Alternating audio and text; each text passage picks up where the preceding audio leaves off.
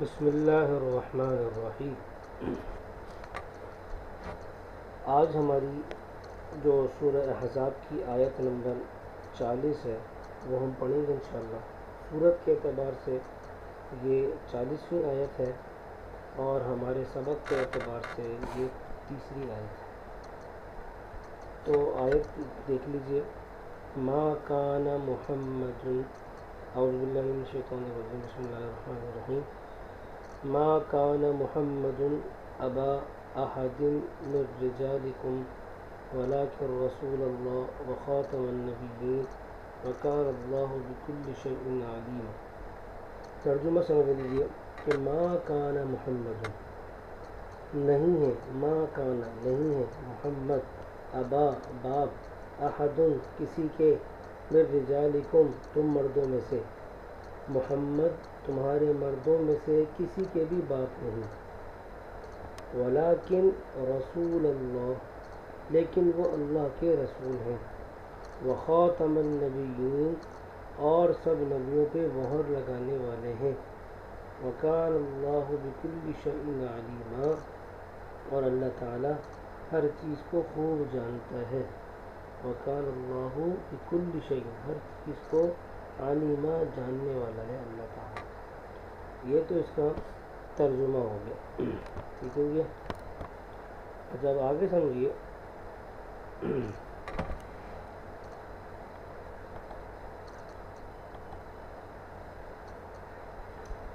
تشریح میں دیکھیے، تشریح میں یہ بتایا گیا کہ اس آیت میں ان لوگوں کے اعتراض کا جواب ہے جو آپ صلی اللہ علیہ وسلم کے حضرت زید بن حارثہ کی متعلقہ بیوی سے نکاح کو مذموم اور برا سمجھتے تھے کہ اپنے بیٹی کی بیوی سے نکاح کر لیا، یعنی چونکہ رسول پاک صلی اللہ علیہ وسلم کے ایک لے پالک اور منہ بولے بیٹے تھے جس کو اسلام نے بعد میں ختم کر دیا، تو آپ صلی اللہ علیہ وسلم کے منہ بولے بیٹے جو زید بن حارثہ تھے، ان کی اور ان کی بیگم جو کہ زینب بنت جہش تھی، ان میں آپس میں معاملات بن نہیں رہے تھے، تو اسی لیے طلاق ہو گئی اور اس کے بعد رسول پاک صلی اللہ علیہ وسلم نے ان سے نکاح کر لیا۔ تو اب لوگوں نے یہ کہا کہ جناب اپنے منہ بولے بیٹی کی بیوی سے یعنی اپنی بہو سے نکاح کر لیا، یہ تو بڑی عجیب بات ہو گئی۔ تو اس اعتراض کا بھی جواب۔ دوسری بات یہاں یہ بتائی کہ ٹھیک ہے، مان لیا کہ نکاح جائز ہے، لوگ اگر یہ کہیں کہ چلو اسلام نے منہ بولے بیٹے پن کو ختم کر دیا اور اب کوئی کسی کا لے پالا نہیں ہوتا، حقیقی بیٹا ہی ہوتا ہے، لیکن پھر بھی کیونکہ آپ اتنے بڑے رسول ہیں تو یہ آپ کی شایان شان نہیں کہ آپ ایک ایسی خاتون سے نکاح کریں۔ تو یہ دو باتیں ایسی ہیں جن کا جواب اس آیت میں دیا گیا ہے۔ تو پہلی بات کون سی کہ آپ نے اپنی بیٹی کی بیوی سے نکاح کیا اور ایسا بیٹا جو منہ بولا تھا، حقیقی بیٹا نہیں تھا۔ اس کا جواب یہ ہے کہ محمد صلی اللہ علیہ وسلم تم مردوں میں سے، یعنی جو اعتراض کرنے والے ہیں، قرآن میں کہا نا کہ تم مردوں میں سے کسی کے باپ نہیں، تو کہا کہ محمد صلی اللہ علیہ وسلم تم مردوں میں سے جو کہ اعتراض کرنے والے ہیں کسی کے باپ نہیں، یعنی اپنی حقیقی اولاد جو کہ آپ کے 4 بیٹے تھے اور 4 بیٹیاں تھیں، بعض روایت میں کہ 3 بیٹے اور 4 بیٹیاں، ان کے علاوہ حضور عام امت میں سے کسی کے بھی حقیقی باپ نہیں ہیں۔ ہاں روحانی باپ ہیں، ولیکن رسول اللہ روحانی باپ ہیں، کیونکہ آپ اللہ کے رسول ہیں، اور رسول روحانی باپ اور مربی ہونے کی وجہ سے، روحانی مربی ہونے کی وجہ سے روحانی باپ ہوتا ہے۔ تو آپ چونکہ زید بن حارثہ کے حقیقی اور نسبی باپ نہیں، لہذا ان کی بیوی سے طلاق کے بعد آپ کا نکاح جائز ہے، ٹھیک ہے۔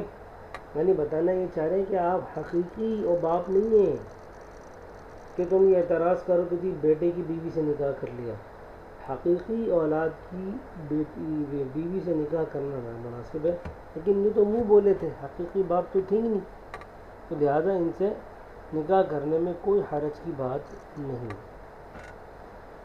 اچھا دوسری بات کا جواب کہ چلو یار اگر حقیقی اولاد نہیں ہے، منہ بولے ہی ہے، لیکن پھر بھی نکاح کرنا آپ کی شان کے مناسب نہیں ہے، تو یہ جواب دیا کہ اللہ ہر چیز کو بہتر جانتا ہے کہ کیا بہتر ہے اور کیا بہتر نہیں ہے، ٹھیک ہے۔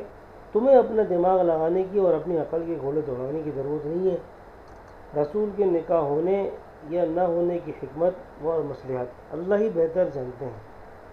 تمہیں اس میں کوئی زبان چلانے کی یا اپنے عقل کے گھوڑے دوڑانے کی اجازت نہیں کہ بھائی بہتر نہیں ہے، اللہ کے رسول تو اتنے بڑے ہیں لیکن اچھا یہی ہوتا ہے کہ وہ نکاح نہ کر. تمہیں اس کی ضرورت نہیں ہے، اللہ کو پتہ ہے اور اللہ کے نبی کو پتہ ہے کہ کیا بہتر ہے اور کیا بہتر نہیں. تیسرا ایک اعتراض یہاں پر یہ تھا کہ آپ کی تو نسل ہی نہیں، تمام بیٹوں کا انتقال ہو گیا تو آپ کا تو قصہ ہی ختم ہو جائے گا، کیونکہ اولاد جو نسب چلتا ہے وہ تو بیٹے سے چلتا ہے. رسول پاک صلی اللہ علیہ وسلم کے بیٹوں کا انتقال ہو چکا تھا، بیٹیاں آپ کی حیات تھیں، نسل چلتی ہے بیٹوں سے بیٹیوں سے. تو لوگ بڑا اعتراض کرتے تھے اور کہتے تھے کہ جی ان کا تو نسب ہی ختم ہو جائے گا، ان کا تو کوئی نام و نشان لینے والا بھی نہیں رہے گا. اس لیے جب آپ صلی اللہ علیہ وسلم کے بیٹے آخری جو آپ کے بیٹے وہ آپ کی گود میں تھے اور بیمار تھے اور قریب تھا کہ ان کا انتقال ہو جائے تو حضور کی آنکھوں سے آنسو نکل پڑے، اس لیے کہ آپ یہ سوچ رہے تھے کہ جی میری تو نسل ہی نہیں چلے گی. تو اللہ پاک نے بتا دیا قرآن میں کہ وَلَٰكِن رسول اللہ، کہ آپ کا کوئی مسئلہ نہیں اگر آپ حقیقی اولاد آپ کی نہیں ہے لیکن آپ اللہ کے رسول ہیں. اور رسول چونکہ مربی ہوتا ہے تو قیامت تک آنے والی انسانیت آپ کی اولاد ہوگی دینی حیثیت سے، حقیقی نہیں ہوگی لیکن دینی حیثیت سے وہ آپ کی اولاد ہوگی. دیکھ لیں کہ رسول اللہ لکھا ہوا لیکن رسول اللہ، کہ آپ اللہ کے رسول ہیں اور رسول روحانی باپ ہوتا ہے. تو اگرچہ آپ کی نسبی اور حقیقی نسل نہیں چلی لیکن آپ کی روحانی نسل چلے گی انشاءاللہ اور قیامت تک یہ نسل آپ کی چلتی رہے گی. سمجھ آ گئی بات؟ اچھا آگے دیکھیے، یہاں پر بھی ایک بات سمجھنے کی ہے، وہ ہے عقیدہ ختم نبوت کے حوالے سے. اس میں کیا ہے، یہاں پر یہ ہے کہ اس آیت میں رسول پاک صلی اللہ علیہ وسلم کو خاتم النبیین فرمایا گیا ہے. تو خاتم النبیین کا مطلب کیا ہے؟ ٹھیک ہے، عقیدہ ختم نبوت سے کیا مراد ہے آپ سے پوچھا جائے تو آپ اس کا جواب دے سکتے ہیں کہ عقیدے کا کیا مطلب ہے اور ختم نبوت کا کیا مطلب ہے. ٹھیک ہے، تو اب دیکھ لیجئے اس میں بہت لمبی چوڑی تفصیل ہے، میں آپ کو یہاں کچھ مختصر بتا دیتا ہوں. تفصیل کے لیے کتب کا مطالعہ کر لیں، بہت ساری کتابیں مارکیٹ میں موجود ہیں. عقیدہ کسے کہتے ہیں؟ عقیدہ کہتے ہیں، عقیدے میں نے آپ کو بتایا تھا کہ ہر چیز کے دو معنی ہوتے ہیں، ایک لغوی یعنی ڈکشنری والے اور ایک دنیا میں جو چل رہے ہوتے ہیں. تو عقیدے کا مطلب ہوتا ہے باندھنا، گرہ لگانا. لغت میں عقیدہ کہتے ہیں باندھنا اور گرہ لگانا، یہ تو لغوی معنی. اور اصطلاحی معنی کیا ہے؟ عقیدہ کہتے ہیں ہمیں، یعنی کہہ لیں عقیدے کا مطلب ہوتا ہے کہ ایمان. دوسرا لفظ عقیدے کا مطلب سمجھیں آپ ایمان. ٹھیک ہے، ختم کا مطلب ہے لفظی اور لغوی معنی ہے مہر لگانا، بند کرنا، کسی کام کو آخر تک پہنچانا. اور نبوت کا مطلب ہے پیغام پہنچانا اور نبی ہونا. یہ آپ دیکھ سکتے ہیں یہاں پہ، یہ بھی دیکھیں گے. ختم کا مطلب کیا ہے، نبوت کا مطلب کیا ہے. تو ختم نبوت کا مطلب ہوا نبوت پر مہر لگانا. صحیح ہے، اور خاتم الانبیاء کا لفظی مطلب ہوا نبوت پر مہر لگانے والا. ٹھیک ہے، خاتم النبیین جو ہے ان کا مطلب کیا ہوا، تو خاتم الانبیاء، انبیاء پر مہر لگانے والا. مہر لگانا نہیں ہے، غلط لکھا ہوا، انبیاء پر مہر لگانے والا. آپ صلی اللہ علیہ وسلم آخر میں تشریف لائے اور آپ نے انبیاء پہ مہر لگا دی، یعنی اب کوئی نبی نہیں آئے گا. آپ نے دیکھا ہوگا عام طور پر جب کوئی خط لکھا جاتا ہے، کوئی اپلیکیشن لکھی جاتی ہے، کوئی نوٹس آتا ہے، کوئی نوٹیفیکیشن ہوتا ہے، کچھ بھی ہوتا ہے تو اس کی آخر میں اسٹیمپ لگی ہوئی ہوتی ہے اور سگنیچر ہوئے ہوتے ہیں. اسٹیمپ کا مطلب یہ ہوتا ہے کہ اب اس کے بعد کوئی بات نہیں ہے، اس سے پہلے کی بات معتبر ہے. تو اسی طرح رسول پاک صلی اللہ علیہ وسلم نبیوں پر مہر لگانے والے ہیں، یعنی جتنے نبی آئے اب آپ نے انبیاء پہ مہر لگا دی، اب آپ کے بعد بطور نبی کوئی شخص تشریف نہیں لائیں گے. ٹھیک ہے، بات سمجھ آ گئی؟ تو عقیدہ ختم نبوت آسان دیکھیں، عقیدہ ختم نبوت سے مراد یہ کہ رسول پاک صلی اللہ علیہ وسلم کی ذات گرامی پر نبوت ختم ہو گئی، آپ کے بعد اب کوئی نبی یا رسول نہیں آئیں گے. حضرت آدم سے نبوت کا جو سلسلہ چلا آ رہا تھا رسول پاک صلی اللہ علیہ وسلم پہ وہ سلسلہ اب ختم ہو گیا. آپ ہی آخری نبی ہیں اور آخری رسول ہیں. یہ ہے ختم نبوت کا مطلب آسان لفظوں میں. اگر آپ سے پوچھا جائے عقیدہ ختم نبوت سے کیا مراد ہے تو آپ یہ ذکر کر سکتے ہیں. ٹھیک ہے، کیونکہ حضور کی حدیث بھی ہے. آپ نے فرمایا کہ انا خاتم النبیین، یعنی اگر ہم قرآن حدیث سے ثابت کریں حضور کی ختم نبوت کو تو قرآن کی تو یہ آیت ہے ما کان محمد ابا احد من رجالکم، سورہ احزاب آیت نمبر 40 پارہ نمبر 22. ٹھیک ہے، اور حدیث کو ہم دیکھتے ہیں تو حضور فرماتے ہیں انا خاتم النبیین لا نبی بعدی، کہ میں نبیوں پر مہر لگانے والا ہوں، میرے بعد کوئی نبی نہیں آئیں گے. تو یہ احادیث میں بھی موجود ہے رسول پاک صلی اللہ علیہ وسلم کی. ٹھیک ہے، اچھا اب یہاں پہ کچھ باتیں میں آپ کو بتاؤں الگ سے. وہ یہ ہیں، اللہ اکبر، کہ ایک ہوتا ہے قرآن، ایک ہے حدیث، تیسرا نمبر آتا ہے اجماع کا، یعنی صحابہ کا اجماع، صحابہ کا اتفاق کر لینا. تو اب قرآن سے بھی ثابت ہو گیا کہ اللہ کے نبی کے بعد کوئی نبی نہیں آئے گا. حدیث سے بھی ثابت ہو گیا کہ رسول اللہ صلی اللہ علیہ وسلم کے بعد کوئی نبی نہیں آئے گا. اجماع یعنی صحابہ نے بھی اس پر اجماع کر لیا، اتفاق کر لیا کہ آپ کے بعد کوئی نبی نہیں آئے گا. اگر کوئی نبوت کا دعویٰ کرے گا تو ہم اس کے خلاف جہاد کریں گے. اور ایسا ہی ہوا، جیسا کہ وہ مسیلمہ کذاب تھا، اس نے نبوت، اس کا نام تھا مسیلمہ کذاب. اس کو اس لیے کہتے ہیں کہ وہ جھوٹا تھا. تو کذاب کا مطلب ہوتا ہے جھوٹ بولنے والا، مسیلمہ کذاب. تو اس نے نبوت کا جھوٹا دعویٰ کیا حضرت ابوبکر صدیق کے دور میں، تو اس کے خلاف صحابہ نے جہاد کیا. اب یہاں پر ایک سوال اور جواب ہے، وہ ذرا سمجھ لیں، بہت اہم سوال ہے. سوال یہ ہے کہ قرآن حدیث سے یہ ثابت ہوتا ہے کہ محمد صلی اللہ علیہ وسلم آخری نبی ہیں. تو وہاں قرآن حدیث سے یہ بھی ثابت ہوتا ہے کہ حضرت عیسیٰ علیہ السلام کو اللہ نے زندہ آسمانوں پر اٹھا لیا، اور وہ قیامت کے قریب آخری زمانے میں پھر آئیں گے اور دجال کو قتل کریں گے اور وقت کی ہر گمراہی کو ختم کریں گے. سوال سمجھ میں آ رہا ہے؟ سوال یہ ہے کہ قرآن حدیث سے یہ ثابت ہے کہ آپ صلی اللہ علیہ وسلم آخری نبی ہیں، آپ کے بعد کوئی نبی نہیں آئے گا. وہیں قرآن حدیث سے یہ بھی ثابت ہوتا ہے کہ حضرت عیسیٰ علیہ السلام جن کو اللہ نے زندہ آسمانوں پر اٹھا لیا تھا، وہ بعد میں تشریف لائیں گے دجال کے نکلنے سے پہلے، اور دجال کو قتل بھی کریں گے اور گمراہیوں کو ختم کریں گے.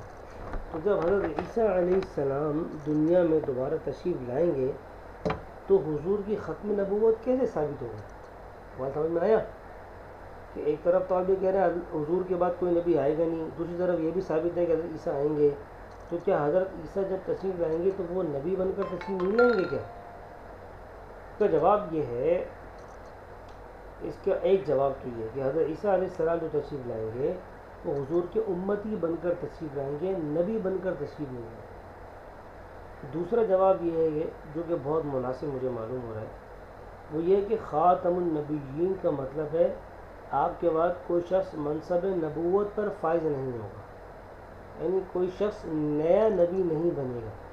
اس کا مطلب یہ نہیں کہ آپ سے پہلے جس نبی کو نبوت عطا کی گئی ہو اس نبوت کو ختم کر دیا گیا ہو اور وہ دوبارہ نہ آ سکتا ہو. یعنی ختم نبوت کا مطلب ہوا کہ آپ کے بعد کوئی آدمی نئی نبوت لے کے نہیں آئے گا. ہاں، جس کو اللہ نے پہلے سے نبوت عطا کی ہوئی ہے حضرت عیسیٰ علیہ السلام، تو وہ بعد میں دوبارہ تشریف لے آئیں گے، اسی اپنی پرانی نبوت پر کوئی نئے نبی بن کر تشریف نہیں لائیں گے. یعنی حضرت عیسیٰ علیہ السلام جو دوبارہ تشریف لائیں گے، اگر مان بھی لیا جائے کہ وہ نبی بن کر ہی تشریف لائیں گے تو وہ چونکہ پہلے سے نبی ہیں، حضور کے بعد ان کو نبوت عطا نہیں ہوئی، اور وہ بعد میں آ کر بھی حضور صلی اللہ علیہ وسلم کی تعلیمات کے مطابق ہی عمل کریں گے اور ان کے تابع ہو کر ہی امت کی اصلاح کا کام کریں گے. تو یہ شریعت کے منافی نہیں ہیں، یہ قرآن حدیث کے منافی بھی نہیں ہیں، بلکہ قرآن حدیث اور صحابہ کے اجماع سے یہ بات ثابت ہے. یہ ہو گیا ختم نبوت. ایک چھوٹی سی بات اور سمجھ لیجئے، وہ کیا ہے؟ وہ ہے نبی اور رسول میں فرق. نبی اور رسول میں تھوڑا سا فرق. نبی ہر اس شخص کو کہتے ہیں جس کو اللہ اپنے بندوں کی اصلاح کے لیے منتخب کرے اور اس پر وحی بھیجے. اور اس کو کوئی نئی مستقل کتاب دیں یا نہ دیں، یہ اللہ کی مرضی، بلکہ گزشتہ نبی کی کتاب اور شریعت کے تابع بنا کر لوگوں کی ہدایت پر معمور کر دیں۔ ٹھیک ہو گیا؟ یعنی کیا مطلب؟ نبی ہر وہ شخص ہوتا ہے جو اللہ کی طرف سے جو احکامات آتے ہیں وہ لوگوں کو بتاتا ہے، لیکن اس کو کوئی نئی کتاب نہیں دی جاتی، بلکہ وہ پرانے رسول کی باتیں آگے لے کر کے چلتا ہے۔ رسول خاص ہوتا ہے، تو رسول اس خاص نبی اس شخص کو کہتے ہیں جس کو اللہ نے مستقل ایک الگ کتاب اور شریعت عطا کی ہو۔ سمجھ آ گئی بات؟ کہ رسول کو کیا اللہ الگ سے کتاب دیتے ہیں، الگ سے صاحب شریعت اس کو بنایا جاتا ہے۔ نبی عام ہوتا ہے، اللہ کو کتاب دیں یا نہ دیں، کتاب دیں گے تب بھی وہ نبی ہے، نہیں دیں گے تب بھی نبی ہے۔ کتاب دینے سے ایک چیز یہ ہو جائے گی کہ وہ پھر وہ بن جائے گا رسول۔ نبی کیا ہوتا ہے؟ پرانے جو نبی ہوتے ہیں گزشتہ جو گزر چکے ہیں انہی کی بات کو آگے لے کے چل رہا ہوتا ہے۔ ٹھیک ہو گیا؟ تو گویا کہ ہر رسول جو ہے وہ نبی ہوگا، لیکن ہر نبی رسول بھی ہو ایسا ضروری نہیں۔ کیوں؟ اس لیے کہ اگر اللہ کتاب دیں گے نبی کو تو وہ رسول بن جائے گا، کتاب نہیں دیں گے تو وہ نبی رہے گا۔ رسول وہی ہوگا جس کو نئی کتاب دی جائے، نبی وہ پرانی جو گزشتہ انبیاء ہیں ان کی باتوں کو آگے پھیلاتے ہیں۔ جزاک اللہ۔